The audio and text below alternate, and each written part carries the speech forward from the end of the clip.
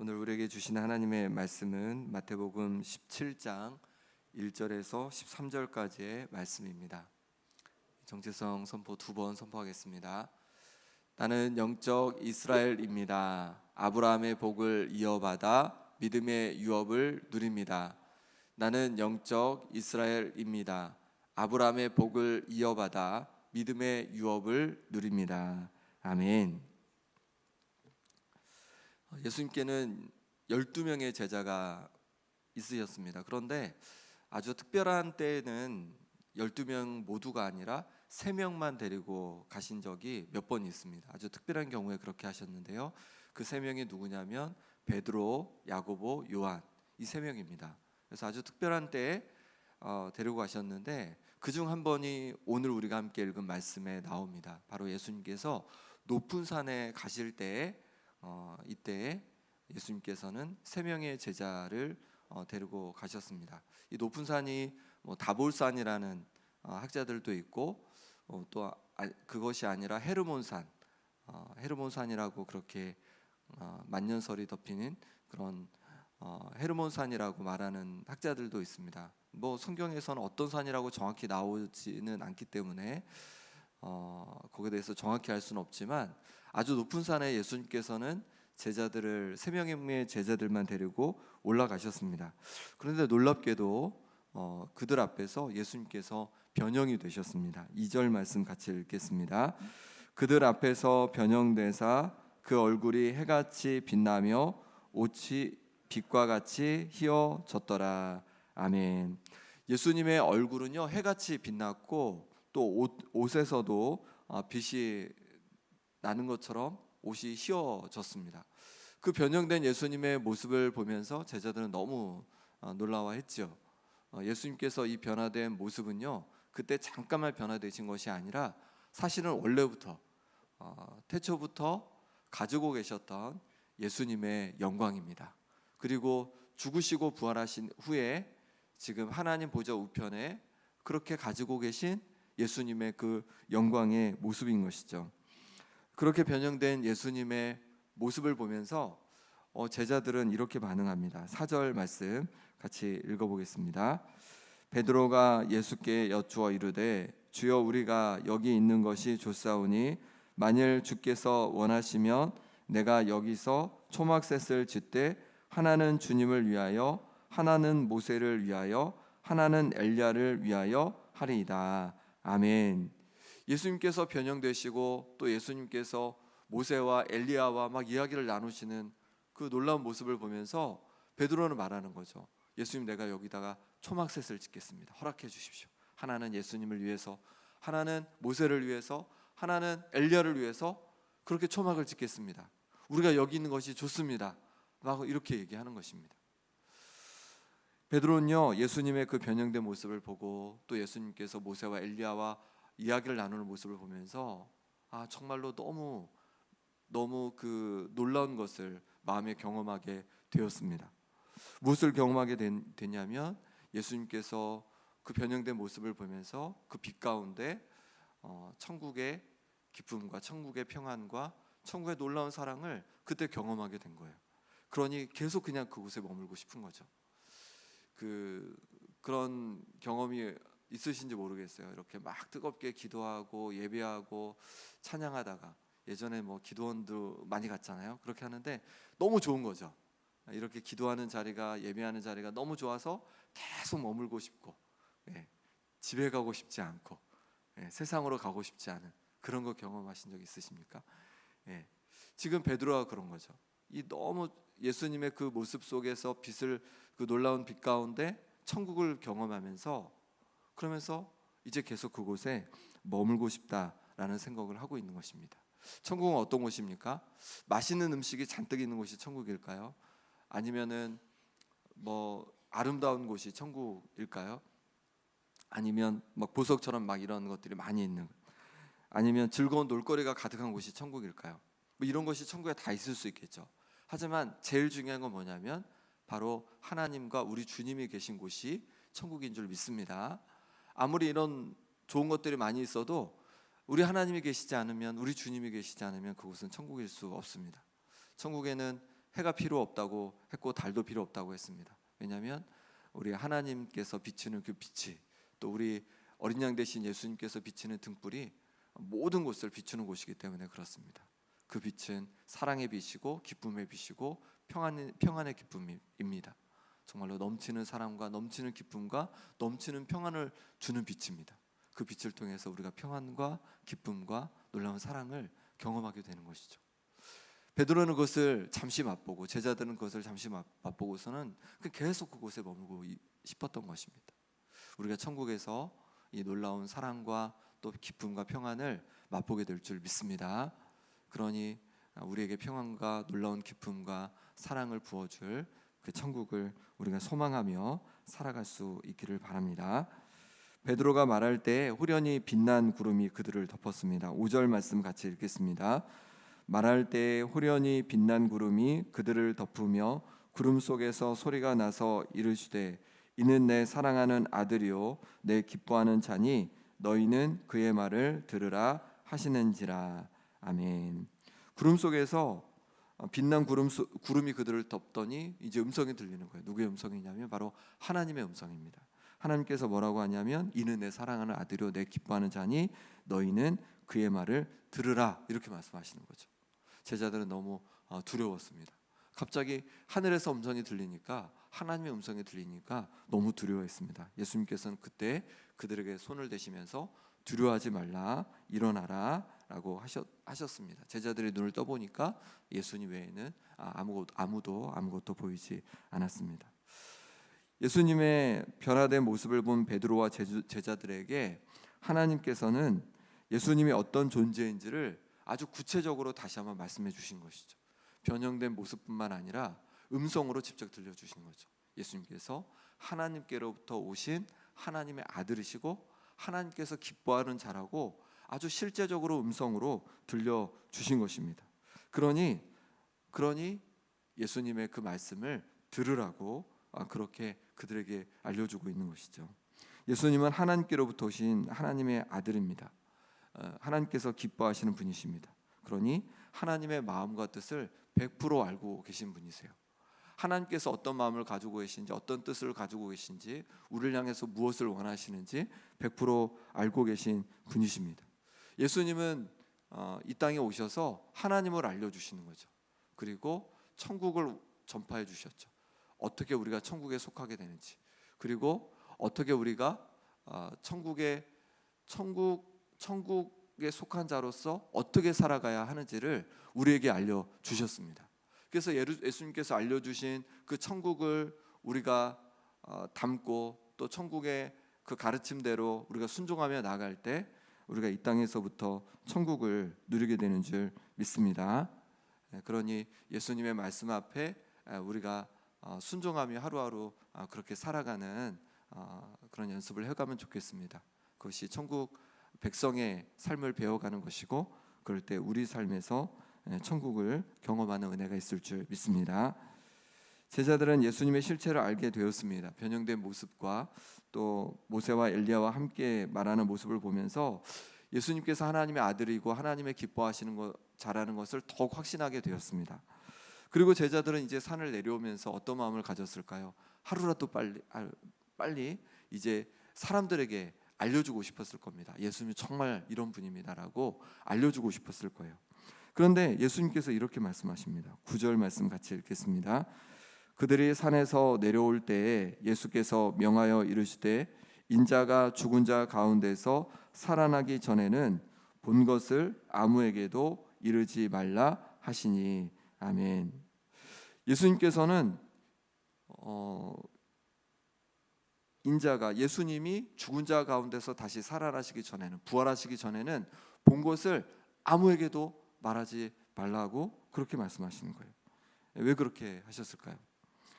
그것은 예수님은 자신이 영광 받는 것보다는 자신의 사명을 감당하는 것을 더 중요하게 여기셨기 때문입니다. 하나님의 아들로서 사람들에게 높임받고 사람들의 인기를 얻고 그렇게 살아갈 수 있으셨습니다. 하지만 예수님께서 정말 원하신 것은 무엇이냐면 하나님께 순종하는 것이죠. 하나님께서 주신 사명을 감당하는 것이 더 중요하셨습니다. 그러니 사람들에게 높임받고 인정받고 그렇게 추앙받는 그런 모습이 아니라 사명을 감당하기 위하여서 그것을 제자들에게 자신의 그 변형된 영광스러운 모습을 알리지 말라고 그렇게 말씀하신 것이죠. 우리는 어떻습니까? 우리는 사람들에게 영광을 받기 위해서 오늘을 살아가고 있지는 않습니까? 사람들에게 영광을 받기 위해 살아가는 것이 아니라 내게 주신 사명을 완수하기 위해 또 사명을 감당하기 위해 살아가는 우리의 삶이 되기를 바랍니다. 우리는 사람들에게 인정받고 싶어합니다. 사람들에게 인기 있고 싶어하는 마음도 있습니다. 그러니 우리의 마음을 잘 살펴야 합니다. 그렇지 않으면 사람들에게 영광을 받기 위해서 그것을 더 중요하게 여기고 우리가 살아갈 수 있다는 거죠. 내 사명을 감당하는 것보다 사람들에게 영광받고 인기를 얻기 위해서 내가 그렇게 살아갈 수가 있다는 거예요. 그러면 점점점 어떻게 되냐면 내게 주신 사명을 감당하는 것과는 점점점 멀어져 가겠죠. 사람들의 인기를 쫓고 사람들의 영광을 쫓아 살아가게 되겠죠.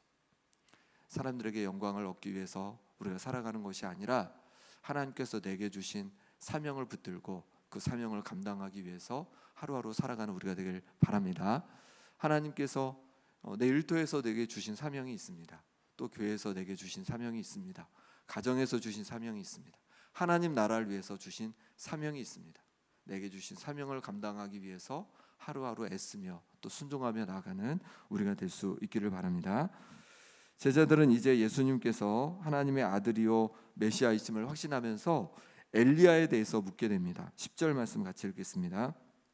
제자들이 물어 이르되 그러면 어찌하여 서기관들이 엘리야가 먼저 와야 하리라 하나이까? 이제 제자들은요 확신한 거예요. 예수님께서 정말 메시아시구나, 하나님의 아들이시구나 확신했습니다. 그런데 한 가지 의문이 생겼는데, 왜냐하면 성경을 연구해서 가르치는 서기관들이 뭐라고 했냐면 메시아가 오기 전에 엘리야가 먼저 온다는 거예요. 근데 그럼 이것은 무엇을 근거로 이렇게 했을까요? 서기관들이 구약 성경을 통해서 그렇게 서기관들이 연구하다 보니까 알게 된 것이죠. 특별히 말라기 4장 5절 6절에 보면 이렇게 말씀합니다. 보라, 여호와의 크고 두려운 날이 이르기 전에 내가 선지자 엘리야를 너희에게 보내리니 그가 아버지의 마음을 자녀에게로 돌이키게 하고 자녀들의 마음을 그들의 아버지에게로 돌이키게 하리라. 아멘. 그렇게 말하고 있습니다. 그러니까 예수님이 오시기 전에, 메시아가 오시기 전에 먼저 이제 엘리야가 와서 회복할 것을 말씀해주고 있는 거죠. 예. 그러면 엘리야가 누굴까요? 바로 세례 요한인 거죠. 세례 요한이 와서 이제 예수님 오시기 전에 이제 메시아로 오시는 예수님의 길을 예비했습니다. 그래서 한 사역이 무엇이냐면 바로 회개를 선포하고 세례를 주는 사역이었던 것이죠. 그러니까 하나님께로 그 마음을 돌이킬 수 있도록 회개를 선포하고 또 세례를 주면서 예수님께서 오실 길을 그렇게 예비했던 것입니다. 그러면 이렇게 메시아가 엘리야의 심정으로 그렇게 와서 예수님께서 오실 길을 예비했는데, 그럼 사람들이 어떻게 했을까요? 12절 말씀 같이 읽겠습니다. 내가 너희에게 말하노니 엘리야가 이미 왔으되 사람들이 알지 못하고 임의로 대우하였도다. 인자도 이와 같이 그들에게 고난을 받으리라 하시니. 아멘. 선지자 엘리야의 심정으로 세례 요한이 왔지만 사람들이 알아보지 못하고 임의로 대우했답니다. 함부로 대했다는 것이죠. 그래서 결국 헤롯 왕에 의해서 감옥에 갇혔고 또 감옥에서 결국은 죽음을 맞게 되었습니다. 그리고 이제 예수님도 이처럼 메시아로 오셨지만 그들에 의해서 고난을 받게 될 것을 말씀하고 있는 것입니다. 세례 요한은 엘리야의 심정으로 메시아의 오실 길을 예비하는 사명을 감당하다가 고난을 당했습니다. 예수님도 자신의 사명을 감당하기 위해 고난을 앞두고 계셨습니다. 이것은 우리에게 무엇을 말해주고 있냐면, 우리도 우리에게 주신 사명을 감당하다가 고난이 올 수 있음을 말씀해주고 있는 것이에요. 하나님께서 내게 주신 사명이니까, 하나님께서 내게 말씀해 주신 거니까 모든 것이 다 아무 문제 없이 다 되겠구나, 내 가는 길이 어려움이 하나도 없겠구나, 그렇지 않다는 거죠. 주님께서 주신 사명의 길을 가다가 우리에게도 여러 어려움과 힘든 일이 다가올 수 있음을 말씀해 주고 있는 것이에요. 그러니 우리가 사명을 감당하면서 때로 고난이 있고 어려움이 있더라도 이 길이 아닌가 보다, 내게 주신 길이 아닌가 보다, 그냥 포기하고 다른 길로 가는 것이 아니라 내게 주신 그 사명의 길을 어려움이 있고 힘듦이 있어도 세례 요한처럼 또 예수님처럼 끝까지 감당하는 우리가 되기를 소망합니다. 그래서 내 일터에서, 내 가정에서, 또 교회에서 여러 직분을 감당하고 또 하나님의 나라를 위해서 내 사명들을 감당해 갈 때에 때로 어려움이 올 수 있습니다. 그럼에도 불구하고 우리가 기도하며 또 주님 붙들고 우리에게 맡겨주신 그 사명의 길을 끝까지 감당하는 하나님의 사람들이 될 수 있기를 소망합니다. 이 시간 함께 기도하겠습니다.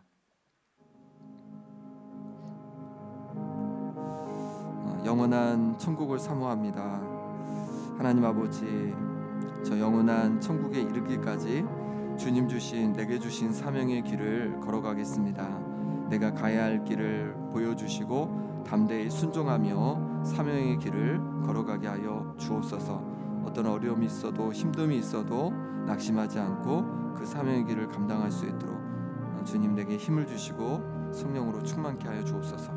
아픈 환우들을 위해 기도하겠습니다. 김봉자 권사님, 유재선 성도님, 오기숙 권사님, 김병태 집사님, 강호윤 집사님, 현도와 최혜경 권사님, 윤봉자 권사님, 김명동 집사님, 임만경 성도님, 하나님께서 회복을 주시도록 기도해 주시고 또 우리 다음 세대를 위해서 이 시간 간절히 함께 기도하겠습니다. 하나님 아버지께서 붙잡아 주셔서 오늘도 은혜 감사합니다. 하나님 아버지, 베드로와 또 제자들에게 천국의 놀라운 모습을 보여주셔서 천국을 소망하게 하신 것 감사합니다. 하나님 아버지, 주께서 은혜 주셔서 아버지의 천국을 알게 해주시고 천국을 소망하게 하시니 감사합니다. 주님께서 계시고 정말로 충만한 기쁨과 충만한 평안과 충만한 사랑이 있는 저 천국을 사모하고 갈망하며 나아가오니 주님, 그 영원한 천국에 이르기까지 담대히 우리에게 맡겨주신 사명을 감당케 하여 주옵소서. 내게 맡겨주신 사명을 감당케 하여 주옵소서. 오늘 하루를 살아가면서도 주님께서 내게 주신 그 사명의 길을 잘 걸어갈 수 있기를 원합니다. 아버지, 때로 어려움이 있고 힘듦이 있어도 낙심하지 않고 절망하지 않고 내게 주 사명의 길을 감당해 가게 하여 주옵소서. 사람들에게 인기를 얻고자 길을 걸어가는 것이 아니라, 사람들에게 영광을 받고자 길을 걸어가는 것이 아니라 오직 하나님의 영광을 위하여서 또 내게 맡겨주신 사명을 감당하기 위하여서 내게 주신 그 사명의 길을 온전히 감당케 하여 주옵소서. 아픈 성도들을 기도합니다. 하나님 아버지, 회복을 더하여 주옵소서. 심장을 강건케 하여 주시고 아버지 하나님께서 은혜 주셔서 아버지 하나님 암을 주님 깨끗이 암이 낫는 역사가 있게 하여 주옵소서. 항암하는 모든 과정 어려움이 있지만 아버지 하나님 그 모든 과정을 이겨내게 도와주시고 그래서 놀랍게 회복되는 역사가 있게 하여 주옵소서. 신장을 강건케 하여 주시옵소서. 아버지 하나님 온전히 회복되게 하여 주옵소서. 폐가 회복되게 하여 주시옵소서. 하나님 아버지, 주께서 은혜 주셔서 내가 온전히 혈관이 잘 돌고 또 회복되게 하여 주시옵소서. 모든 항암 과정을 잘 이겨가게 하여 주옵소서. 아버지 하나님 눈이 회복되게 도와주옵소서. 하나님 아버지 은혜 부어 주셔서 하나님께서 주신 은혜로 말미암아 아버지의 남은 생을 주여 붙잡아 주시옵소서. 주님 은혜를 더해 주시기를 원합니다. 우리 다음 세대를 기도하며 나갑니다. 아버지 하나님, 우리 영녀치고 청소년 청년부에 이르기까지 아동부 주께서 붙잡아 주셔서 성령으로 아버지의 충만을 하여 주시고 예배의 자리마다 하나님 아버지 은혜를 더하여 주시옵소서. 그래서 하나님을 만나고 아버지 하나님 정말로 하나님께서 부어주시는 기쁨과 평안으로 살아가는, 그래서 부흥의 세대로 하나님 기뻐하는 세대로 세상을 등에 이기는 세대로 나아갈 수 있도록 역사하여 주시옵소서. 하나님 아버지 도와주시옵소서. 하나님 아버지 인도하여 주옵소서. 주님을 구합니다. 주님 함께하여 주옵소서.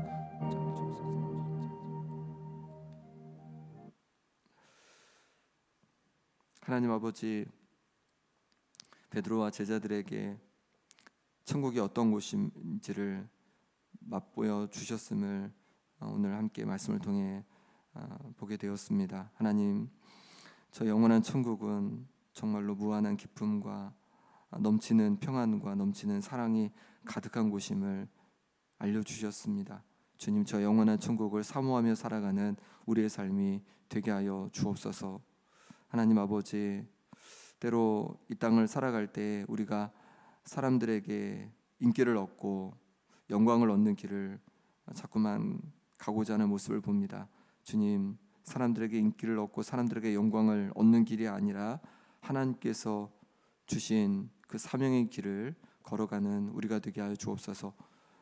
주님의 몸된 교회에서 또 가정에서 또 일터에서 하나님의 나라를 위하여서 우리에게 주신 여러 사명들이 있습니다. 이 사명들을 온전히 감당하며 하나님께 영광 돌리는 우리의 삶이 되게 하여 주옵소서. 아픈 성도들 주께서 기억해 주셔서 육신을 강건케 도와주시고 여러 어려움 속에 있는 성도들 기억해 주셔서 그 모든 어려움에서 노임받게 하여 주옵소서. 우리 다음 세대를 위해 기도합니다. 영유아유치부, 아동부, 청소년부, 청년부 하나님께서 기억해 주셔서 하나님 정말로 우리 귀한 어린 영혼들이 하나님을 만나고 말씀을 붙들고 살아가는 영혼들 되게 하여 주옵소서. 예배 자리마다 성령으로 충만케 하여 주시고 또 하나님께서 만나 주셔서 살아계신 하나님을 붙들고 정말로 세상을 변화시켜가는 놀라운 부흥의 세대가 될 수 있도록 역사하여 주옵소서. 오늘 하루도 주님 의탁하옵고 예수 그리스도 이름으로 기도합나이다. 아멘.